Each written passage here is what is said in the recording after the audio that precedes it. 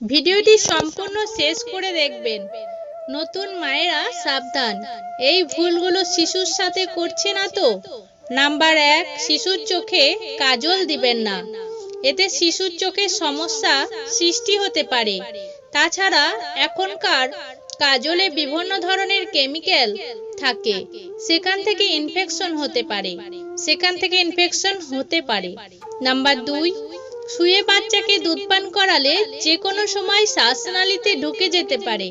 শুয়ে নবজাতক শিশুকে দুধ খাওয়ানো যাবে না। নাম্বার 3, অবশ্যই বাচ্চার জিহ্বা প্রতিদিন পরিষ্কার করতে হবে। পরিষ্কার না করলে বাচ্চার জিহ্বায় ঘা হয়ে যাবে এবং বাচ্চারা খেতে চাইবে না। নাম্বার 4, বাচ্চার জিহ্বা কখনো সরিষার তেল দিয়ে পরিষ্কার করবেন না।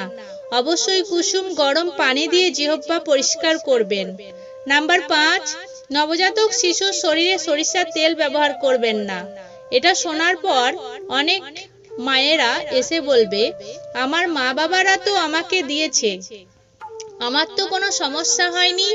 তাদেরকে বলতে চাই, আগেকার দিনে তৈল এত ভেজাল ছিল না, এখন অনেক ভেজাল তেলের মধ্যে রয়েছে।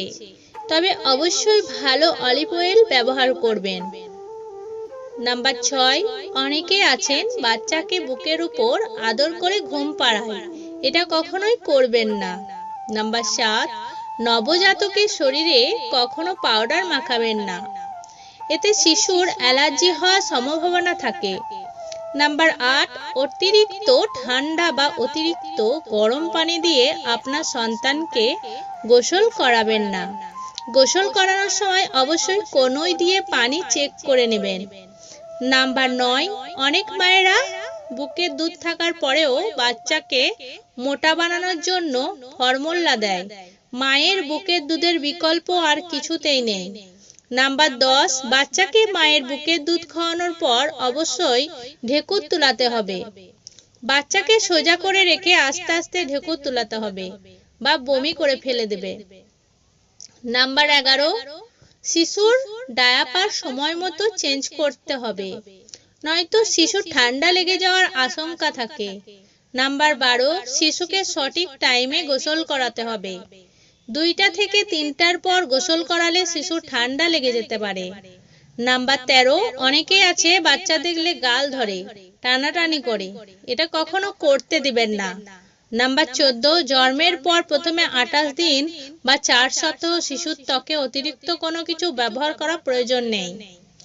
যদি লোশন বা অন্য কিছু ব্যবহার করতে হয় তাহলে বাচ্চার বয়স 1 মাস হওয়ার পর করুন। ভিডিওটি অনেকের উপকারে আসতে পারে, তাই ভিডিওটি শেয়ার করুন। আর এরকম ইনফরমেটিভ ভিডিও নিয়মিত পেতে আমাদের জীবনে কষ্টের ডায়েরি ফেসবুক পেজ ফলো করে আমাদের পাশে থাকবেন। আপনার মূল্যবান সময় দেওয়ার জন্য অসংখ্য ধন্যবাদ।